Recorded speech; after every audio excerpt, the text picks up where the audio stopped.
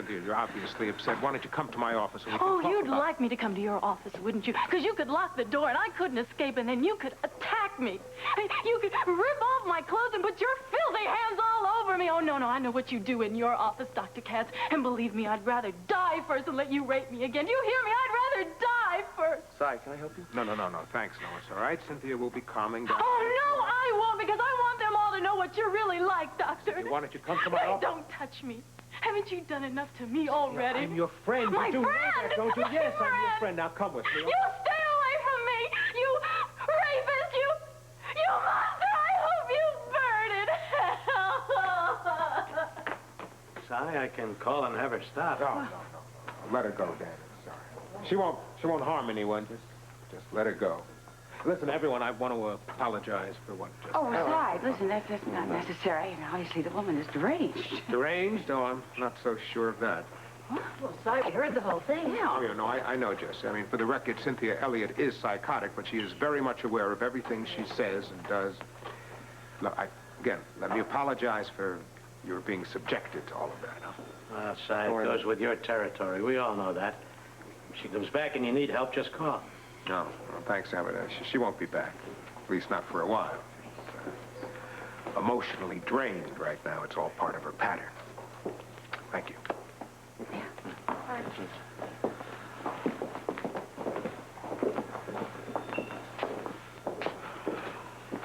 You've done the wrong thing, Heather.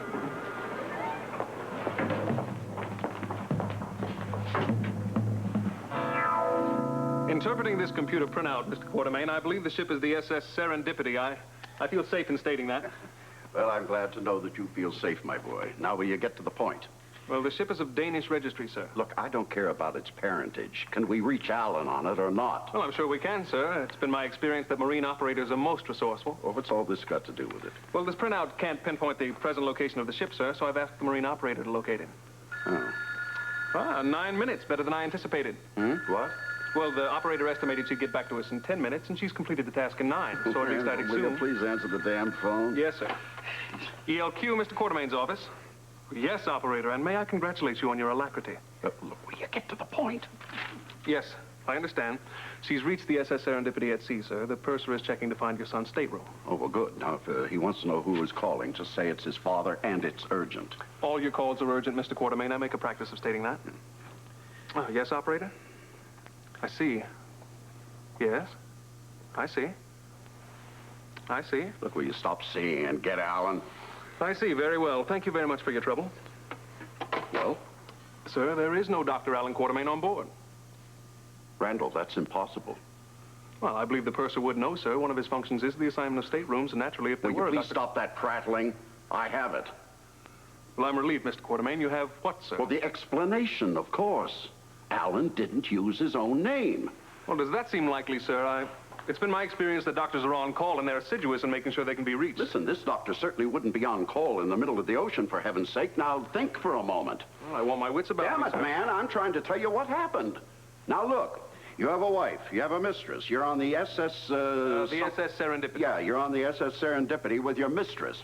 Now, all the time, you know you have a wife at home who is suspicious. The third factor in the equation. Right. Continue. Well, thank you. I intend to, Randall. Now, look, under these conditions, would you set sail on this ship with your mistress, bearing in mind the fact that... Second factor. Yeah, would you use your own name? Sir, if that's the completion of the test, I'm afraid I must disqualify myself. You must what? I can't solve the puzzle on the basis of my own experience, sir, and as much as I am not married, and ipso facto, could not have a suspicious wife. Randall, may I give you some advice? If you ever do get married... Well, the law of probability indicates that I shall do that in 2.4 years. Look, I don't give a damn if you get married tomorrow. The point is you better learn now, when, never, ever, to use your own name. I'm still surprised Susan didn't mention you might be stopping in, Miss Jones. Oh, Beth, please call me Beth. And you are Margaret? What a lovely name. Tell me, how is darling Jason? Oh, that child is an absolute angel. Isn't he, though? Listen, I said before, don't be surprised if Susan didn't mention me dropping by. I mean, she was so thrilled about going on this trip. Well, I don't think she remembered anything. As a matter of fact, you know something? She didn't even tell me where she and Ellen were going. Oh, Susan is on a cruise. Oh, yes, I know that. But do you remember which one? Well, I think she did mention the name of the ship, but do you know, it's completely slipped my mind. Well, maybe Alan mentioned it. They are together, I assume. Well, I really have no idea. Oh, that's a pity. Well, I know Dr. Quartermaine is such a stickler for details, you know, the itineraries and where he can be reached at any time, that sort of thing. No, I wouldn't know. You see, I've never met the man. Really? Just between us girls, you see. You haven't missed a thing. I have told Susan dozens of times she is a fool to trust that man. Really? Oh, of course. Well, you know he left one family. Absolutely walked right out on his son and his lovely, lovely wife. I mean, if the man could do it once, why couldn't he do it again? But still, I know Susan adores him. Susan's a fool. Well, she's a fool about men. I've always told her that. Oh, that Alan Quartermaine is a snake. He has little beady eyes, too, and I don't think there is an ounce of trust in his body. But I don't like to gossip, Miss Jones. Beth. Oh, Beth. According to Susan, Alan's wife is an absolute shrew. Really? Susan says that the woman literally forced him out of his own home, and now she's only holding on to him because she wants the Quartermaine money. Oh, Susan said that, did she? Oh, yes. That and much more. Well, tell me. I'm dying to know what Susan said. Oh, excuse me. The precious little lamb must want something. No, absolutely. You, take your time. No problem.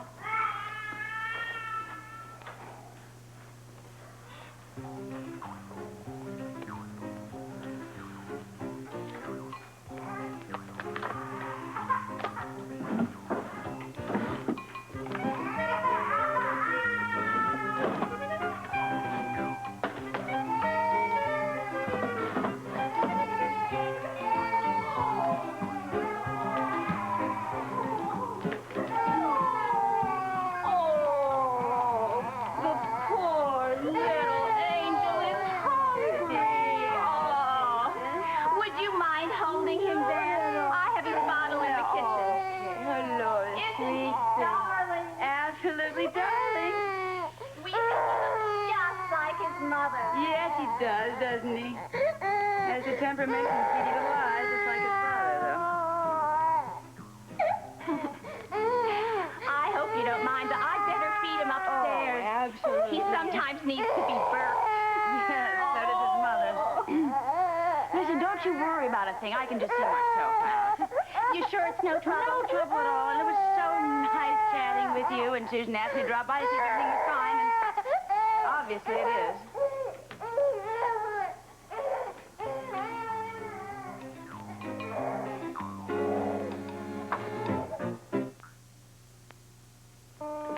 Jessie, hi. By any chance, do you know if the painters are still in my office? Just checked for you, Monica. I'm afraid they're going to be there all day. Oh, nuts. I was hoping they'd be gone by the time I got back. Okay, well, any messages? Yes, as a matter of fact, there's one I haven't even had time to write down yet. Marine Operator 27 called and said that your shorter-ship call is ready. Oh, well, it's about time. I called when I was out from the phone booth. They said there'd be a delay. Well, thank you very much. Sure.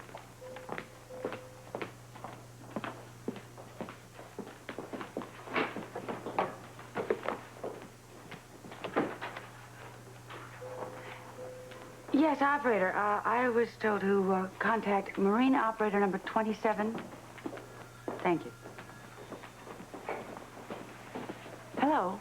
Is this the SS Serendipity? Oh, it is. Well, good. I am trying to locate a passenger on your ship. Her name is Miss Susan Moore. Could you tell me if she's on board? She is. Good. No, I don't. I mean, I don't need to talk to her. Actually, I'm trying to locate a traveling companion. Her traveling companion. His name is Dr. Alan Quartermaine. You don't? Oh. Excuse me, I'm terribly sorry.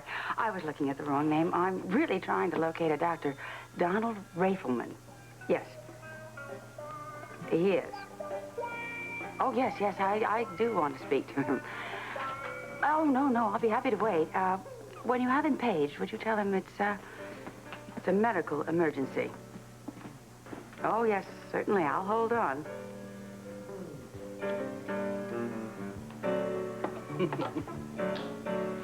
Well, yes, Stevie, report is absolutely accurate. The woman was terribly disturbed, and she was making all sorts of accusations against Dr. Katz that were absolutely outrageous.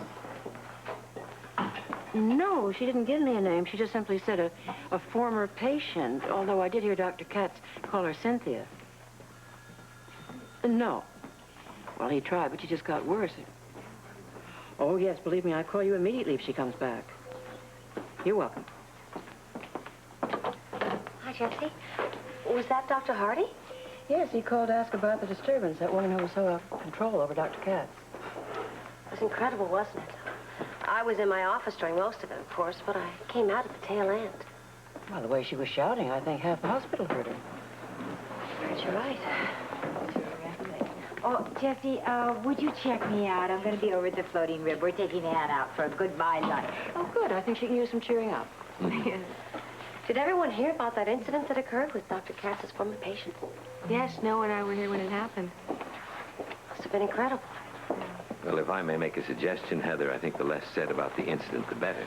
You know, the more those stories are repeated, the more they get blown all out of proportion, and that can reflect very poorly on the hospital. Yes, I agree. It was obvious that the girl was totally out of control. I mean, no one believed what she was saying. It's one of the hazards of being a psychiatrist, having to deal with a patient or a former patient who's as paranoid as that. It's really tough. Oh, here you are. Good. I was going to amaze everybody, but seeing this is a special lunch, I am going to spring for a bottle of wine. Oh, I don't believe it. Well, I think on You know, I think Gail was right. That woman was really paranoid. Well, you know, I can't help really but feel sorry for her. Mental illness is very painful, maybe more so than any other kind. It's very true. I've seen patients turn on their doctors before at Forest Hills, but none so extremely as she did. Well, the sad thing is, very often they turn on the one person who could help them. I guess you're right. I feel sorry for Dr. Katz, though. For Dr. Katz? Why? I thought he handled it beautifully.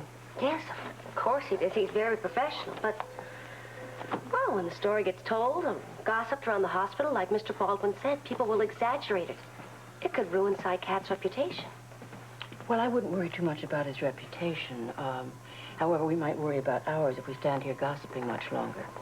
I guess you're right. And if you see Dr. Katz... Yes.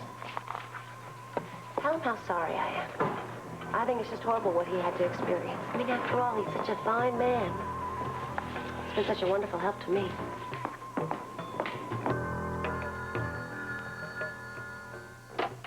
ELQ, Mr. Quartermaine's office. Mr. Edward Quartermaine? I'll see if he can be disturbed. May I ask who's calling? Yes, I understand. It's the marine operator with your call to the SS Serendipity. It's ready. Good. We're getting somewhere now. Hello. Susan, Edward Quartermaine. I'd like to speak to my son, please. I don't care if he's playing shuffleboard or climbing the mast. Get him. Randall, I can hardly eat my lunch if you don't order it for me. Yes, sir, right away. Oh, and make sure those idiots understand that I want the roast beef rare. Yes, sir. Hello, Alan. What? No. Your mother's fine. Well, at least I assume so. As you know, she's in Southampton. No, look, it's your wife I'm calling about. Well, of course, Monica. How many wives do you have? Listen, my boy, she's been checking that hotel in New York, and of course you're not there. Now, are you sure that you can rely on that doctor friend of yours? What's his name? Yeah, Rafelman. Don Rafelman, that's right. Yeah. Well, I sure hope so, because I am positive she's convinced that you're on that cruise with Susan Moore. What? Well, how do I know what Monica might do? Good Lord, I'm sure if she could rent a nuclear submarine, she'd be happy to blow you all to kingdom come. Now, you think that over, my boy, and get back to me.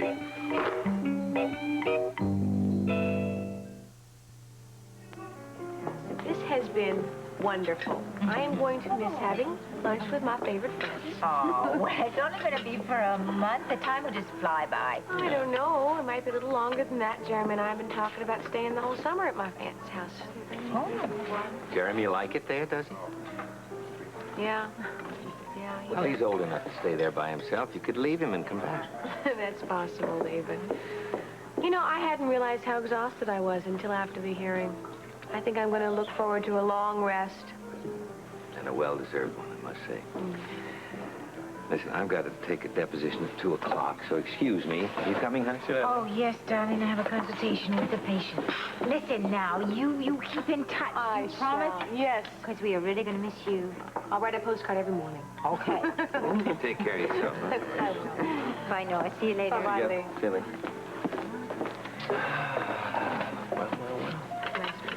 Would you like some more coffee? I'd love some. Wait for a waiter. You know, Lee and Gail aren't gonna miss you that much. Think how I'm gonna feel.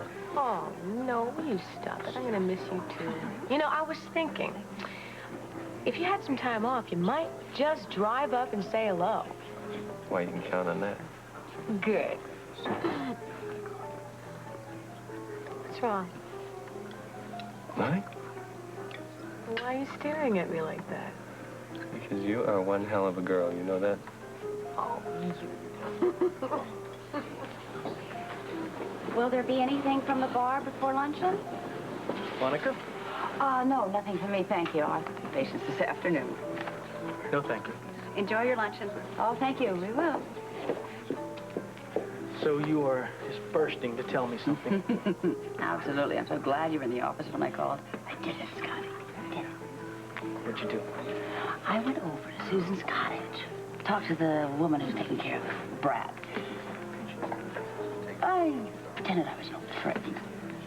Old friend from college, huh? Whatever. Anyway, when she was out of the room, I ransacked the place and I found a brochure. All the information about the cruise. Susan Moore is on the SS Serendipity. At this very moment. Sure of it. How do you know that? I called the ship. That's how I know. Yes, I asked for Dr. Alan Quartermaine, but he was not registered. So then I had a brilliant idea and asked for Dr. Don Rafelman. And they said, yes, would I like to have him paged? I said, yes, certainly. I would wait, and I hung up. Rafelman is the guy that... Friend of Alan's in New York City. He's not on any cruise. He's sitting in his office. I talked to him in New York City. But? Well, but obviously Alan is going under the name of Don Rafelman, and Don Rafelman is sitting happily in New York covering for Alan if he needs it. Monica, I am very, very impressed. Now, the way I add this up, Alan and Susan are on the same cruise ship, right? Brilliant. Absolutely brilliant, and it checks out perfectly. Okay, now that we know that they're on the same ship, what do you want to do? Think it. Mrs. Wood, I don't feel like talking right now. Oh, now, Cynthia, you know I'm not the kind of a lady to just bust in on my tenants, but there's somebody downstairs. Oh, no. I don't want to see anybody. Just tell them to go away. I asked you to wait downstairs. Cynthia can't see anyone just now. Oh, but Cynthia and I are old friends, aren't we, Cynthia? Besides, I'm sure I can cheer her up. If you'll just leave us alone, we'll be fine. Heather, I'm sorry. I wanted to do it, but when I saw Dr. Katz's face, I just went to pieces. I know. And in front of an awful lot of people, too, Cynthia. You know, you ruined my whole plan. Well, I said I was sorry. I just couldn't help it. I told you I have trouble controlling my emotions. Sure. The next thing you'll be telling me about is the time you tried to commit suicide. Well, it's true. I did. Of course it is, Cynthia. Oh, I swear it. I told you I bought that gun. Oh? I tried to commit suicide, but I just couldn't go through with it. Well, whatever happened to the gun? It's right over there in that drawer. Really? Can I see it?